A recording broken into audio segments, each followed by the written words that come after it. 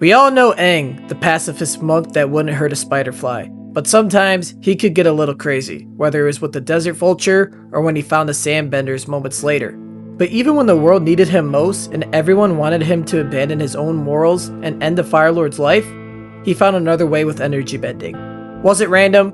Aang kind of lucky? Maybe, but good things happen to good people, and Aang sacrificed a lot to get lucky in the end. Aang protected his spirit and morals of his air nomad heritage. But what if he didn't? He could have said screw it, I have no choice, and struck Ozai with a bolt of lightning. But doing that would have hurt Aang in more ways than one. Welcome back to the Casual TV channel, and if you want more Avatar content, make sure you subscribe to the channel, and I drop a new video every Sunday. Now, it's no secret that Aang is definitely one of the more tame avatars when it comes to violence against others. Even other airbending avatars like Yang Chen has done some things that air nomads maybe do not talk about. But then you have avatars like Kyoshi, who pull up to the battle, guns blazing, and ask questions later. Kyoshi had ended the lives of many people, whether it's Shin the Conqueror, or spoiler alert, her own friend Yoon in the shadow of Kyoshi. Now, I'm not saying that Kyoshi is a bloodlusted avatar, just offing anyone she wants. In fact, I think it's quite the opposite. We know that she has a willingness to do it, like what she said about Shin the Conqueror. Technically, he fell to his own doom because he was too stubborn to get out of the way. Personally, I don't really see the difference. But I assure you, I would have done whatever it took to stop Chin. But she also has that regret weighing on the back of her mind. In the Rise of Kyoshi, the Avatar faces off against a firebender who has the ability to bend lightning. In their duel, Kyoshi summons the Avatar state and ends up killing Zhu Ping'an.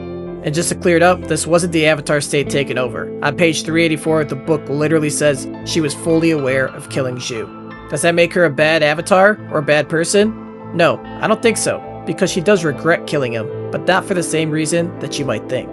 On page 404 of the novel, Lao Ji says, "Are you regretting killing Zhu?" And Kyoshi replies, "No, I regret letting Tay live." Now you might be thinking, damn, what did Tay do that she wants him dead also? Well, he was a corrupt governor that Lao Ji, her technical mentor, was supposed to off as well, but she saved him and let him live. I know I'm doing kind of a bad job of showing how Kyoshi is not bloodthirsty, but stay with me here, everything's gonna tie together. Kyoshi continues on with her thoughts stating, "It's more like I feel inconsistent, unfair, like I should have either killed them both or let them both live." Now here's where Kyoshi's empathy lives, with the regret of picking and choosing who lives and who dies. And this is where Aang has a spiritual advantage of being an air nomad. He doesn't have to live with the regret of picking and choosing who gets to continue in this world and who doesn't. That's not for him to decide. Kyoshi, on the other hand, believes that she is justice and has to make tough choices to ensure the world remains in balance. That's a lot that can weigh on your mind, and the worst part is, the process doesn't get any easier. For someone like Kyoshi, in her conversation with Lao Ji, she asks, shouldn't it become easier over time? Lao Ji responds, it'll never get easier. If you had a strict rule, maybe to always show mercy or to always punish, you could use it as a shield to protect your spirit, but that would be distancing yourself from your duty. Now this is where it gets interesting, and how Aang got lucky in more ways than one. Picking and choosing life and death for an avatar can damage their spirit, but not making those choices is staying away from their avatar duty. Aang is keeping his spirit intact by showing mercy to all things, even if they're throwing the world out of balance. But he is shying away from his avatar duty by keeping his air nomad spirituality intact. This is a predicament that Yang Chen also lays out for him. Selfless duty calls you to sacrifice your own spiritual needs and do whatever it takes to protect the world. Kyoshi's spirit gets broken down because she can never be perfectly fair and never be truly correct. A burden that the avatar must carry by themselves, the weight of their own decisions. So is Aang kind of cheating for being the avatar by sticking to his air nomad roots? No, I actually think that for Aang, it would make most sense for him to throw out this avatar rule. He's the last of his kind, the last living relic of the air nomad community. If he destroys his own spirit, then who's going to lead a charge for the next generation of airbenders in the future? That was Aang's burden to bear, bringing back a whole civilization to try and keep the world in balance.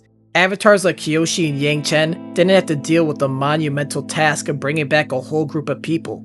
They focused solely on the rest of the world. Aang had to be a little more selfish with his own spirit. If that got tainted, then the next air nomads like Tenzin and Jinora might think that the spirit is not as important if Aang can break his. So the avatar has the ultimate burden of deciding what's right and wrong, but not everything is so black and white. There's a gray area for the avatars, and each decision chips away at them until their spirit deteriorates. Living with the big decisions they make is one of the big hardships for being the avatar, and like Yang Chen says, almost all of them live with regret. In the end, Aang's choice wasn't weakness, it was wisdom. Where Kyoshi and Yang Chen carried the weight of judgment and duty, Aang carried the weight of mercy. He proved that balance doesn't come from power, sometimes it comes from peace.